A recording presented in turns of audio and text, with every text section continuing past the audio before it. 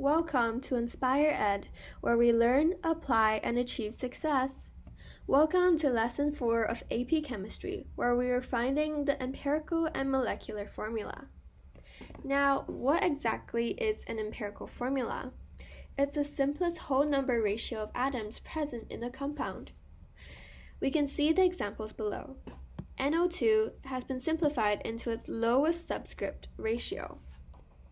N is 1 and O is 2. It cannot be further simplified, hence this is the empirical formula of the compound. On the right hand side, N2O4 instead is a molecular formula. N2O4 is a multiple of NO2 times 2. Hence, it represents a compound where the mass is bigger. Hence, more of each element is present, and hence it's multiplied by 2 in order to represent this mass change. N2O4. We'll be moving on to an example question that may appear on the AP exam. You will be given the percentages of mass for 3 different elements. 40% of carbon by mass, 6.72% of hydrogen by mass, and 53.28% of oxygen by mass. Now, how do we solve for the empirical formula? Well, firstly, let's put it into terms that are simpler. First, we'll be assuming that the total mass is 100 grams in order to easily convert all these values into grams. This would become 40 grams, this would become 6.72 grams, and this would become 53.28 grams. Next, we'll be converting these grams to the moles of every element. So you divide each of these grams by its molar mass in order to find the moles of carbon, moles of hydrogen, and moles of oxygen. Then we'll be dividing every mole value by the lowest number of moles of an element calculated. For example, if carbon was one of the lowest ones, and the ratio was 2, 3, 4, then you'd divide 2 by 2, 3 divided by 2, and 4 divided by 2. Then you'd round these subscripts, the numbers that you just calculated, to the nearest whole number. For example, if 2 divided by 2, that would be 1. 3 divided by 2, that would be 1.5. How would we do that then? Well, O is 4 divided by 2. That would be 2. Now, what would we do with this 1.5?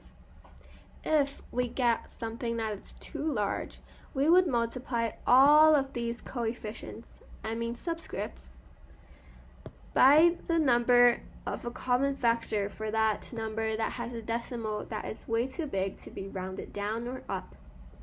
In chemistry, we take these decimal places really seriously, so you can't just round 1.5 down to 1 or 1.5 up to 2.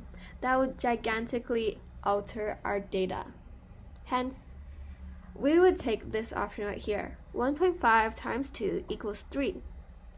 We would then multiply all our subscripts by this multiplier in order to get the nearest whole number subscripts for every element. For example, we calculated 1 here. Then we would multiply that by 2, which equals to a subscript of 2. Here we calculated 1.5. Then we'd multiply it by 2, and we get 3. Here we got 2. We multiply that by 2, and we get 4. Hence, the final empirical formula, and this is just an example, I've not been using these numbers, hence you'll take time to solve them later. It will be C2, H3, and O4. C2H3O4. Now, that was just all an example in order to go through all these steps with you guys. It's your turn to solve it. Pause the video in order to work it out for yourself.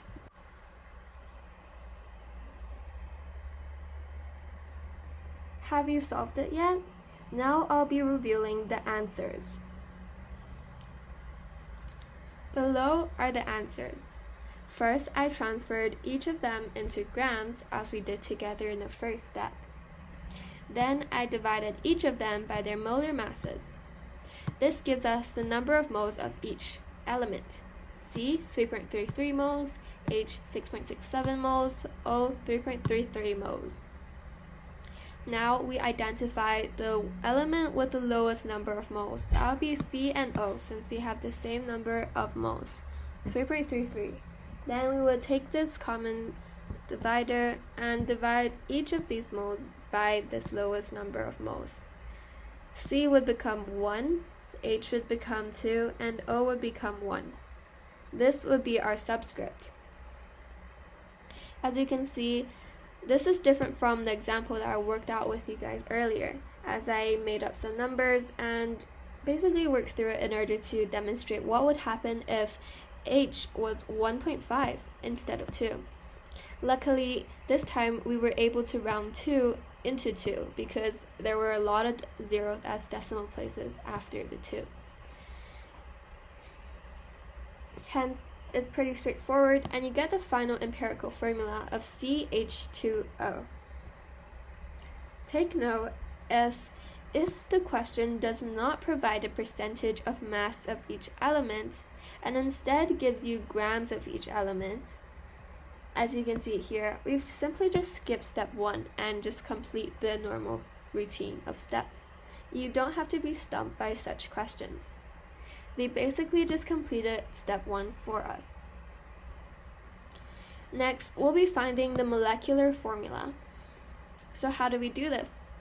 As we saw before, the molecular formula is a multiple of the empirical formula. NO2 times 2 equals N2O4. Well, firstly, we would divide the compound mass by the molar mass of the empirical formula found. We would simply calculate the molar mass of this empirical formula and divide the compound mass by this in order to find a common multiplier for each of these subscripts. Multiply the subscripts of the empirical formula by the number found in order to find a molecular formula. Now I've given you a question below. This is a continuation of question number 1. As we already found the empirical formula of CH2O, if the compound mass is 90.078 grams, what is the molecular formula using the molar mass of CH2O? I'll be giving you 30 seconds to solve this question. Pause the video in order to work it out for yourself.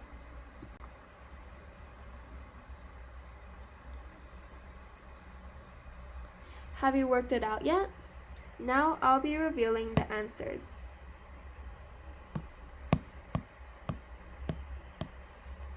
As you can see, we basically just did the steps. Compound mass divided by the molar mass of the empirical formula we found earlier. C plus 2 H's plus 1 O.